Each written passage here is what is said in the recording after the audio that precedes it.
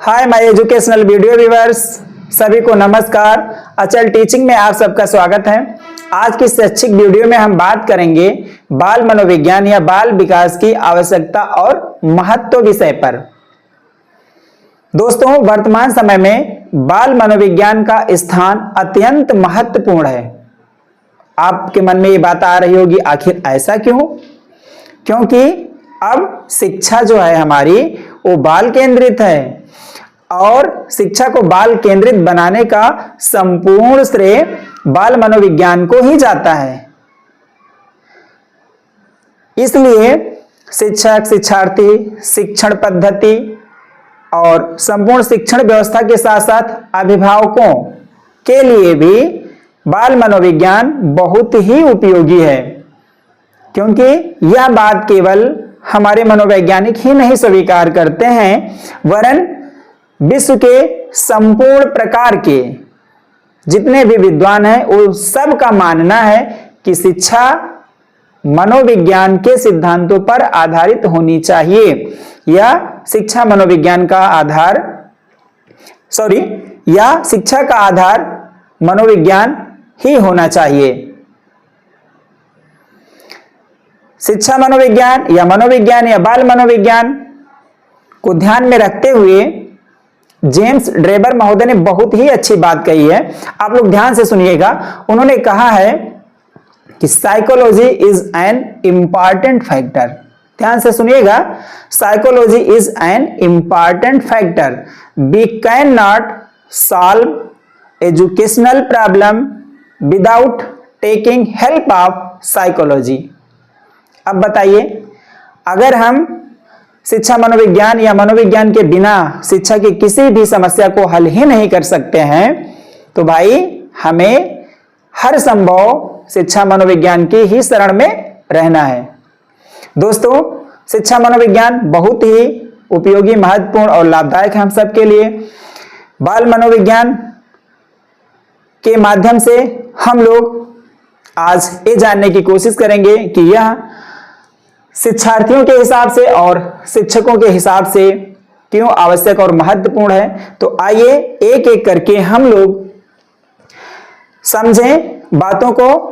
देखिए, यहां अगर हम शिक्षार्थी के दृष्टिकोण से बात करें तो उसमें हम यानी कि बाल विकास में बालकों के वंशानुक्रम और वातावरण का अध्ययन। जब हम किसी भी बालक का वंशानुक्रम जान लेंगे यानी कि उसकी वंश परंपरा को जान लेंगे और उसका वातावरण जान लेंगे, तो ऑटोमेटिक हम बालक को पूरी तरह से जान चुके होंगे। तो इसमें हम बालक के वंशानुक्रम और वातावरण का अध्ययन करने का अवसर प्राप्त कर लेते हैं। फिर है विकास की अवस्थाओं का ज्ञान। मानव विकास की जो प्रमुख अवस्थाएं हैं, शैशवावस्था, बाल्यावस्था, किशोरावस्था और प्रौढ़ावस्था, उनको जानने, समझने और पढ़ने का हमें मौका मिलता है बाल विकास के अंतर्गत। फिर है विशिष्ट योग्यताओं का अध्ययन। कोई भी बालक अपने स्वभाव से यदि विशिष्ट है तो उसको जानने का हमें मौका मिल जाता है। हम केस हिस्ट्री के माध्यम से विशिष्ट योग्यता वाले बालकों का बहुत आसानी से अध्ययन कर सकते हैं। तो कोई भी बालक अगर किसी भी क्षेत्र में विशिष्ट है तो उसको हम जान, पहचान और समझ सकते हैं बाल मनोविज्ञान में। फिर है व्यक्तिगत भिन्नताओं का अध्ययन। भाई हम सब लोग जानते हैं कि संपूर्ण विश्व में हर प्राणी एक दूसरे से अलग है। यहां तक कि एक माँ बाप के जुड़वा संतान भी बहुत प्रकार से सेम होने के बावजूद भी कुछ ना कुछ अंतर जरूर रखते हैं। कद काठी, रंग रूप, फेस सब एक जैसा हो सकता है, लेकिन उनकी मानसिक क्षमता या अन्य कोई क्षमता एक दूसरे से अलग अवश्य ही होती है। ठीक, आगे रुचि, प्रेरणा एवं मूल प्रवृत्तियों का अध्ययन। भाई हम बाल विकास में बालकों की रुचि और उनकी प्रेरणा को जानते समझते हैं, फिर उनकी मूल प्रवृत्तियों को जानते हैं और इन खूबियों को जानने के साथ साथ ही हम बालक को और अच्छी तरह से जान लेते हैं, फिर उनके हिसाब से उनको ट्रीट किया जाता है। फिर शारीरिक, मानसिक, सामाजिक, संवेगात्मक क्रियाओं का अध्ययन। बाल मनोविज्ञान में हम बालकों की शारीरिक यानी कि उनके शरीर का विकास कैसे हो रहा है, गत्यात्मक है, क्या है, कब है, कैसे है ना, इस प्रकार की सारी चीजों का अध्ययन कर लेते हैं और उनको जान लेते हैं। फिर है विशिष्ट बालकों का अध्ययन। कोई भी बालक यदि एक्सेप्शनल है, मान लो वो सामान्य बालक की श्रेणी से हटकर अगर प्रखर बुद्धि का है, तीव्र बुद्धि का है, कुशाग्र बुद्धि का है या जड़ बुद्धि का है, मंद बुद्धि का है, उसको भी हम जान और समझ लेते हैं। तो बाल मनोविज्ञान के इन बिंदुओं के माध्यम से अगर हम बालक को पढ़ाते और समझाते हैं तो आवश्यक रूप से ही नहीं, निश्चित रूप से आप कह सकते हो कि बालक के ऊपर शिक्षा का प्रभाव पड़ेगा और शिक्षा से वह लाभान्वित होगा। आइए अब हम देखते हैं शिक्षक के दृष्टिकोण से बाल मनोविकास की आवश्यकता या शिक्षकों के हिसाब से बाल मनोविज्ञान क्यों आवश्यक है। देखिए भाई, कोई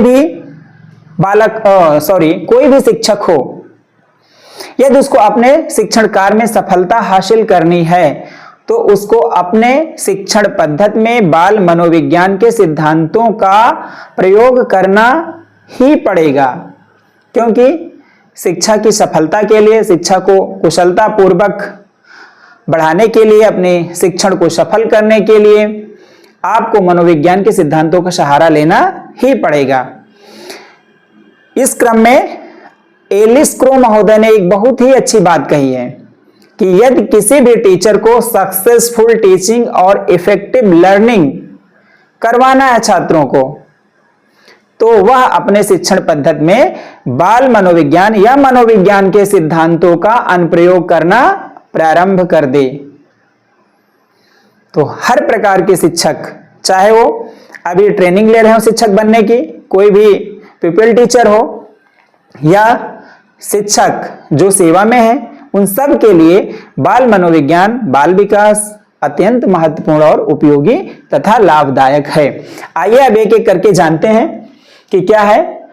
सम्यक दृष्टिकोण प्रदान करता है। भाई, बाल मनोविज्ञान एक शिक्षक को सम्यक दृष्टिकोण प्रदान करता है, क्योंकि इधर की खूबियों को अगर हम देखें तो हम अध्ययन कर चुके होते हैं, बालक को अधोपांत जान लेते हैं, उसका समग्र मतलब अध्ययन कर चुके होते हैं, हम उसको पूरी तरह से जान लेते हैं। फिर अगर हम आपको या किसी को पूरी तरह से जान गए तो आपको सलाह देना, आपको पढ़ाना समझाना बहुत ही आसान हो जाता है। फिर है बालक के विकास की अवस्थाओं का ज्ञान होता है। जैसे अभी हमने कहा शैशवावस्था, बाल्यावस्था, किशोरावस्था, तो इन विभिन्न प्रकार की अवस्थाओं का हमें ज्ञान हो जाता है। फिर हम उनकी अवस्थाओं के अनुसार उनको पढ़ाते समझाते हैं। फिर है उपयुक्त शैक्षिक वातावरण उत्पन्न करने में सहायक। यदि कोई भी शिक्षक जिसको बाल मनोविज्ञान का ज्ञान है वो अपने क्लास में है तो उसका क्लास मैनेजमेंट बहुत ही बेहतर होता है, क्योंकि उसको पता होता है कि हमारे क्लास के बालक कैसे हैं। भाई, जैसा देश वैसा भेष, जिस प्रकार के बालक हैं, जैसा व्यवहार करेंगे एक शिक्षक के साथ, शिक्षक भी उनको उसी प्रकार से ट्रीट करेगा कि वो पढ़ लें और हम पढ़ा लें। तो उपयुक्त शैक्षिक वातावरण बनाने में बड़ा ही लाभ मिलता है बाल मनोविज्ञान के माध्यम से। फिर है शिक्षक बालकों से समदर्शी व्यवहार करता है। कोई भी पढ़ा लिखा शिक्षक जिसको मनोविज्ञान का ज्ञान है, जिसने ट्रेनिंग ली है, वो किसी भी बालक के साथ गलत व्यवहार नहीं करेगा, यानी कि जात पात, छुआछूत, ऊंच नीच की भावना से प्रेरित होकर कार्य नहीं करेगा। वह समदर्शी समस्त बालकों को एक नजर से देखेगा, और देखना भी चाहिए, क्योंकि उसकी क्लास के सारे बच्चे उसके लिए एक समान होते हैं। अगर हम समदर्शी भावना के साथ शिक्षण कार्य करते हैं तो हमारा शिक्षण कार्य बहुत ही अच्छा और बेहतर होगा, और बालक भी हमसे प्रेम करेंगे, हम अपने काम से प्रेम करेंगे, शिक्षा का उद्देश्य हमारा पूरा हो जाएगा। फिर है प्रभावी शिक्षण विधियों की जानकारी प्रदान करता है। भाई, बाल मनोविज्ञान में हम बालकों को पढ़ाने के लिए शिक्षण विधियों को भी जानते और समझते हैं। शिक्षण विधियां हमारी कहाँ प्रयोग की जाएं, किस स्तर पर हम कौन सी शिक्षण विधि का प्रयोग करें, करके सीखने वाली या खेल खेल में सीखना है, या आगमन का प्रयोग करना है, निगमनात्मक विधि का प्रयोग करना है, व्याख्यान विधि का प्रयोग करना है, प्रयोग प्रदर्शन विधि का प्रयोग करना है, या हमें प्रदर्शनी का आयोजन करना है ना। तो इन समस्त प्रकार की शिक्षण विधियों का हमें ज्ञान हो जाता है। फिर हम अपने संबंधित छात्रों को उन विधियों के माध्यम से पढ़ाते हैं। आगे पाठ्यक्रम निर्माण में सहायक। भाई जब हमने अपने बच्चे को अधोपांत जान लिया है, हमें पता हो गया कि हमारा बालक किस आयु वर्ग का है, इसको कितने चीजों की जरूरत है, इसको पढ़ना लिखना, गुणा भाग जोड़ घटाव या इसके तार्किक क्षमताओं का विकास किस स्तर पर करना है, तो उस हिसाब से हम समस्त आयु वर्ग के बच्चों के लिए हर स्तर की कक्षाओं के लिए पाठ्यक्रम का निर्माण आसानी से कर लेते हैं। फिर है व्यक्तिगत भिन्नताओं पर बल देता है। भाई हम बालकों के हिसाब से, यानी कि बालक हमारा मंद बुद्धि का है, तीव्र बुद्धि का है या जड़ बुद्धि का है, उसके हिसाब से उसको आइडेंटिफाई कर लेते हैं, फिर उन बच्चों को पढ़ाते हैं और जीवन में सफलता की ओर ले जाते हैं। फिर है अनुशासन बनाने की जानकारी। कोई भी पढ़ा लिखा शिक्षक जिसको ट्रेनिंग मिल चुकी है, वह अपने क्लास में बाल मनोविज्ञान के सिद्धांतों के माध्यम से बच्चों को अनुशासित करने में सदैव सफल हो जाता है। किसी भी प्रकार की अनुशासनहीनता उसकी क्लास में नहीं होती, उसका क्लास मैनेजमेंट बहुत ही अच्छा होता है। फिर शैक्षिक एवं व्यावसायिक निर्देशन।